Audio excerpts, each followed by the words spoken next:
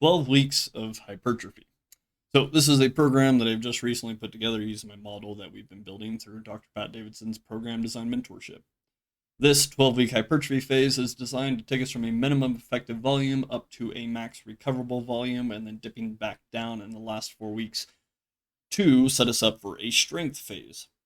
So I'm going to talk a little bit about these sets, some of my considerations as far as increasing total volume or what a progressive overload is looking like at each 4-week segment. And I'm going to talk about how I kind of manage fatigue, where I'm dropping sets or weight, things of that nature. So in my opinion, it almost kind of looks like a wave with the peak intensity and volume for the lower body being at the first 4 weeks and last 4 weeks, and then the peak trough of the upper body wave, as far as volume would be concerned, would be the middle 4 weeks. So let's dive into our sets, movement categories, and some of my exercise selections so we can take a look at the program in a little more detail. So as you can see at the bottom, I have days 1 through 5, and then our weekly stats at the very end. So what the weekly stats is it's going to give me a total accumulative. So here's my Monday, here's my movement categories, and this will be auto-populated by the weights put in. So for example, in RDL, if we're doing 275 for all 3 sets, we can see we move 9,900 pounds. It's going to auto-populate over here. Same thing as it goes through the other movements. It'll auto-populate the weight for me.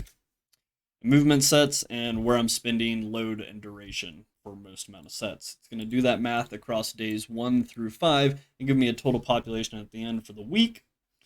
And I'll get a total population for the entirety of the program.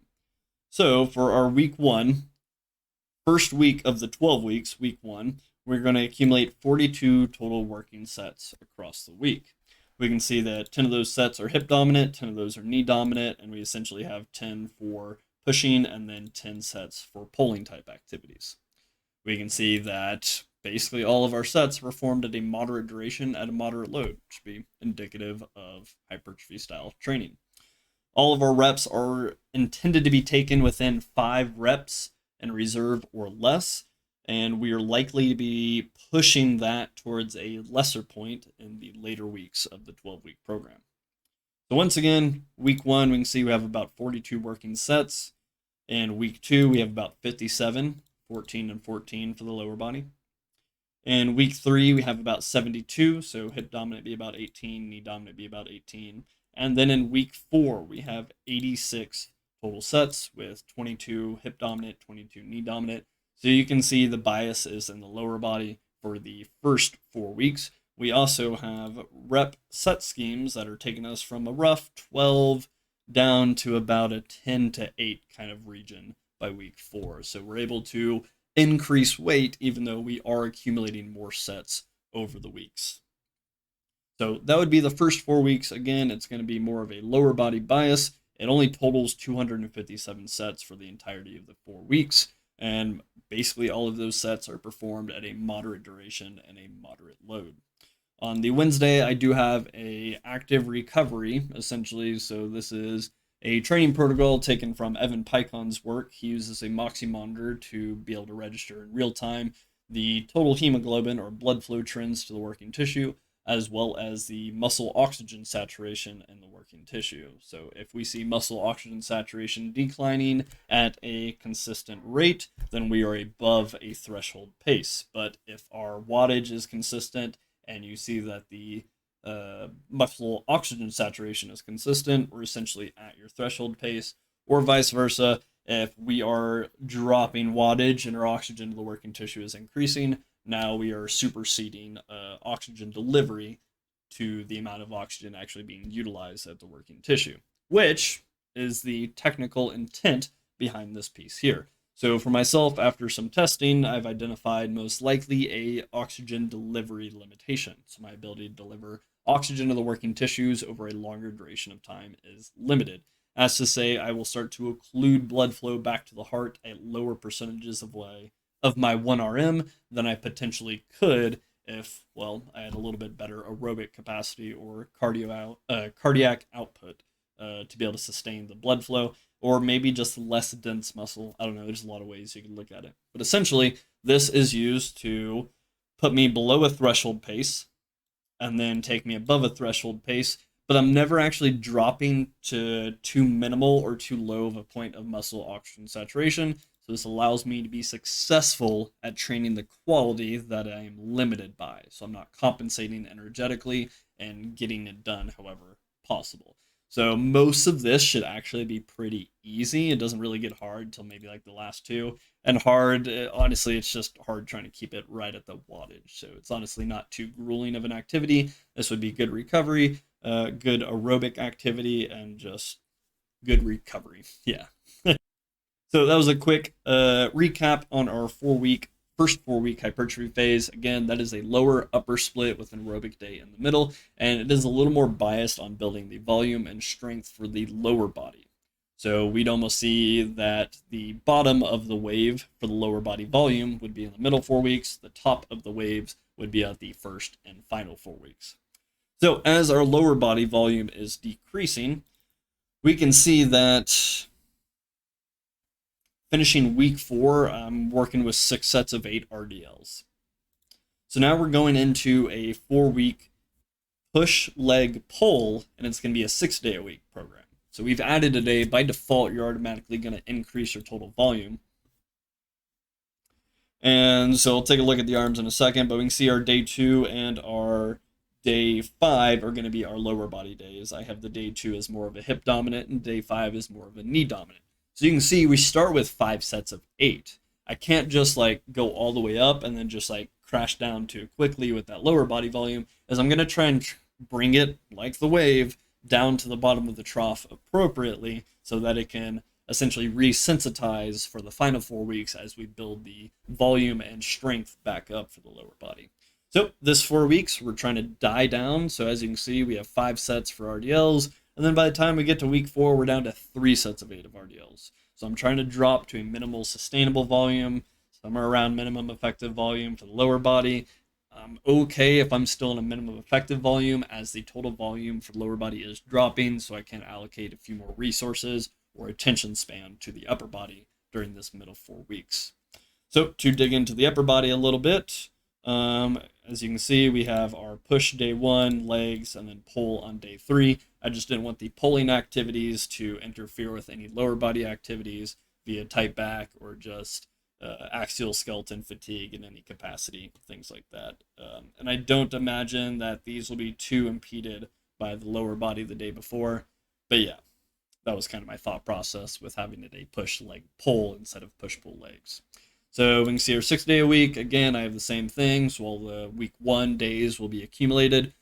And we can see we start week 1 here at 84 sets. So this is week 5 of the 12 weeks. Week 1 of the 12 weeks, we started at like 40 or so, and we finished at like 80 or so. So week 5, I'm essentially starting where we left off. We've increased an extra day of volume. And essentially we have 4 days of arms and 2 days of legs. So it's going to be a little more intensive on the upper body. So we go from 84 sets. Again, basically everything's at moderate duration and a moderate load. And it's still going to give us a totally cumulative weight moved after I put in my numbers used on the workout. So we have 84 sets in week 1. That's climbing to 96. That's climbing to 108. And then that's settling down at 120. So if we look at that, we have a... so it's a 12 increase. We're going up another 4. That's another 12 increase, and then we're going up another 12. So essentially, we're just increasing 12 total sets each week up to about 120, which is probably going to feel like a lot of sets. And the arms are probably going to be pretty trash by the time we're done with week 4. As you can see, the total program has about 408 sets accumulated, whereas the first 4 weeks was about 260 sets. So we've gone up a significant amount of volume in the following 4 weeks. So now, digging into the last 4 weeks, that is going to transition us into a strength phase. So once again, to recap, we had a lower upper split with an aerobic day in the middle for recovery's sake, and this had a predominant focus on lower body increasing volume and strength and kind of sustaining upper body. Then, as the lower body volume started to drop, the upper body volume started to rise in the middle 4 weeks, in which we added a day and we switched to a push leg pull scenario. So we have 4 days of arms, 2 days of legs. So even if we kept the numbers the same, by default the volume would increase for the additional day. And here we really got to see the total volume for the upper body increase, and reps drop slightly so we can get a little bit heavier, but I really wanted to maximize volume on the upper body during this middle 4 weeks. And lastly, we're going to re-elevate the lower body. We're going to slowly increase volume to kind of like a midpoint. And we're really trying to focus on moving the strength numbers. So we're going to get into reps of about 6 here, because that's going to take us into our strength phase following. So I started with the lower body and finishing with lower body just for the sake of timed recovery. So I can kind of push the minimum effective volume here, raising the bar, trying to push to that adaptive volume, and then I'll kind of give us a fatigue break for the lower body. Lower body, bigger muscles, push to a greater extent of failure is just going to require more time to recover from. So upper body, I can probably get away with a little bit more volume on those muscle groups than I could with the lower body at a similar intensity. So digging into the last 4 weeks. So it's going to look really similar once again to the first 4 weeks. So we have it in a lower body, upper body split with an aerobic day in the middle, again, for the sake of recovery. If I'm pushing the legs to such an extent of, close to failure or maximal loads, it's just going to be hard on the nervous system. And if I have that aerobic day in the middle, especially since it's kind of addressing my limiting factor in performance, I still think it's going to be a useful tool in there that's going to drop my total volume of exercise activity, but it's going to help out with just maintaining recovery, aerobic capacity, and just generally feeling good. The assault bike treats me really well. It's good motion on the body, and honestly, like, this style of workout makes me feel great when I'm done. Like, I'm clear of thinking, feel like I got energy the rest of the day. It just makes me feel good. So I feel it's a good staple in the middle of the week, going in again to back squat day or heavy squat day following that. So final recap. So our third 4-week segment of our 12-week hypertrophy phase, we are starting at about 72 sets. So that is a dramatic fall off from our weekly sets over here in the middle 4 weeks, where we got up to 120. So keep in mind, a lot of that was pushed towards the upper body, as you can see here. And whenever we drop, not only are we going down a day, but we've also pushed a day in favor of just general aerobic activity that's not really being counted as sets towards hypertrophy. So we kind of took away 2 days, essentially.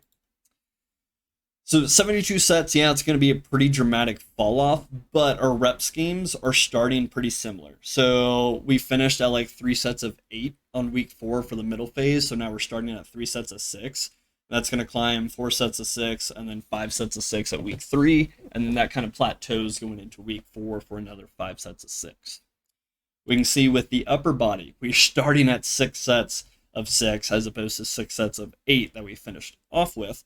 And this is actually going to drop a little bit. So 6 by 6, 5 by 6, and 5 by 6. So not too significant, but it is falling off just a little bit over time as we're trying to bring that lower body volume up. The upper body volume is dropping. So by week 4, we're at 20 sets of upper body, whereas we started at about 24 sets. So pretty minimal decrease, but essentially we use those first 4 weeks to crawl from a very low point, 40 sets in a week, pretty small, up to about 80. We took that 80 point as our start for the middle 4 weeks, and we took that up about 120. So we doubled, and then we 0.5, and now we've dropped it back down another 40 some odd sets or so, and it's going to crawl between 72 in the final 4 weeks, up to 80. So pretty minimal. This phase should give my body time to essentially acclimate or maintain wherever we're currently at. So now I've kind of built a significant degree of muscle over the past 8 weeks, and then this 4 weeks is kind of pushing me towards a more maintainable volume at an increasing strength. So this is essentially my transition to the strength phase. So yeah, that's kind of my rationale and everything.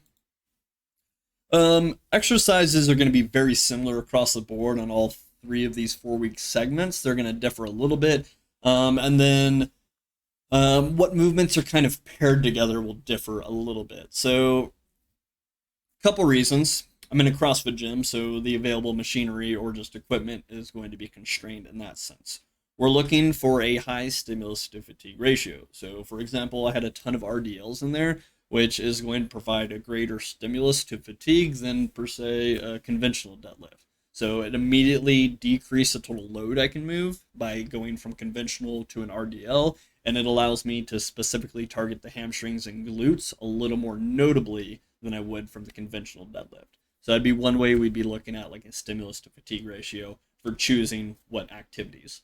What I'm also considering is what activities precede one another in a training day. So I want things that are going to be like, one, the primary focus of the block should be done first.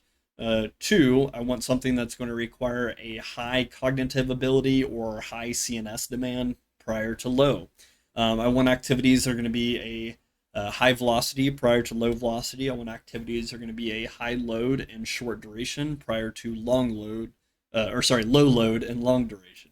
So those are just a couple features that come to mind when I'm thinking what order the exercises should be programmed in. Another consideration would be like compound movements, moving towards more isolated things, but that would also go hand in hand with high load, short duration towards a low load, longer duration type stuff. So essentially, those are my general thoughts, how I go about tracking, and how I build out the program. So as you saw, I listed all my movement categories. I linked all the weights used to give me a total accumulative, and then I was able to accurately track where the duration of these activities are taking place and at what load relative percentage these activities are taking place. So again, I can more accurately decide what this program would actually produce for somebody. So that is the 12-week hypertrophy program that is going to take me into a strength phase. When I've written out the strength phase, I'll elaborate on that, and then I'll probably talk about how those two are bridging together to make it the most seamless transition possible from hypertrophy to strength. So thanks for tuning in, everybody. If you got any questions, let me know down below. And yeah, thanks for tuning in. Good luck, enjoy the ride, and I'll catch you at some point. Peace out, y'all.